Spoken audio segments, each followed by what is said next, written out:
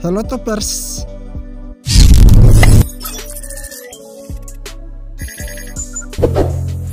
Maluku Utara terdapat 4 kerajaan Islam di Indonesia bagian timur, yaitu Jailolo, Tidore, Ternate, dan Bacan. Sebelum terbentuknya 4 kerajaan ini, mulanya ada 1 kerajaan besar sebelum 4 kerajaan di atas berdiri. Nah, berikut ini rangkuman sejarah berdirinya 4 kerajaan di Maluku Utara yang dikutip dari berbagai sumber.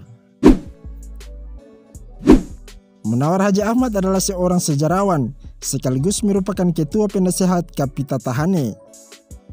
Beliau menuturkan dalam sebuah acara festival Limau Dolik, awal mula berdirinya 4 kerajaan di Maluku Utara, terlebih dahulu berdiri sebuah kerajaan besar yaitu Kerajaan Dolik.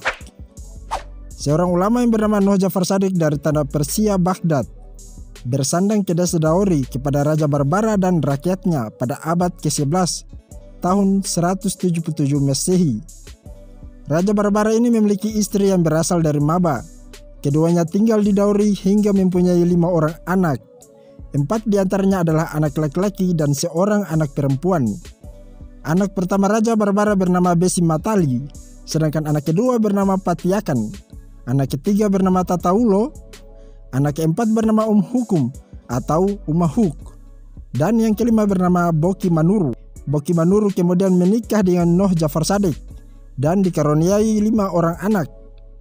Anak pertama Noh Jafar Shadiq adalah Muhammad Bakir yang merupakan Sultan Makian dan sekarang menjadi Kesultanan Bacan. Anak kedua adalah Muhammad Takis yang merupakan Sultan Moti yang sekarang menjadi Kesultanan Jailolo. Anak ketiga Muhammad Takir yang menjadi Sultan Tidore, sedangkan anak keempat merupakan seorang perempuan dan kemudian menikah dengan Sultan Makassar atau Raja Goa. Sedangkan anak kelima bernama Muhammad Nafis menjadi Sultan Ternate. Dari keempat putra Jafar Shadiq inilah yang kemudian terbentuknya 4 kerajaan di Maluku Utara. Namun ada juga yang perlu Sobat Topers ketahui nih. Rupanya ada terdapat sumber lain mengatakan sedikit berbeda dari yang di atas loh. Daripada berlama-lama, yuk silahkan disimak ya.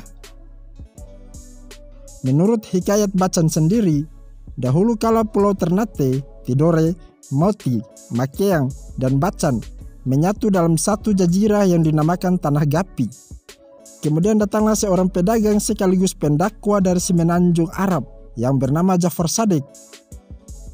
Perhatian, jangan lupa berlangganan bersama Super Top dengan cara like, comment, and subscribe, share juga jika video ini bermanfaat. 3, 2, 1, udah subscribe, atau belum? Kalau sudah, mari lanjutkan. Hal ini bisa dibuktikan dalam belibet. Berhubungan gue nggak tahu baca kayak gimana, mendingan gue pakai bantuan Mbak Google aja ya. Mbak Google. Iya, apa kampret? Waduh, jawabnya kok gitu sih? Terus maunya kayak gimana? Ya, yang romantis dikit dong. Oke lah kalau begitu kampret. Salah. Maksudnya ganteng. Hahaha. Duh, Mbak Google-nya suka bercanda. Ya udahlah, bantu saya bacain tulisan ini ya. Mana sini coba lihat. Ini Mbak Google. Bacanya begini ganteng. Ich skrif van het Koningjik. Batavias Genutschap van Kunsten en Wetenschap. Jilid LXII. Penerbitan kedua.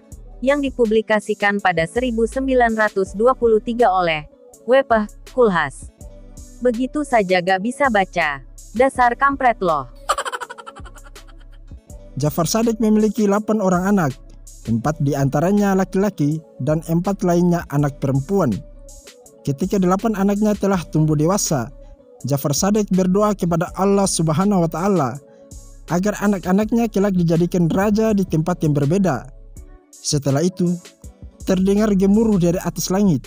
Turunlah hujan, petir, disertai angin kencang di malam yang gelap gulita.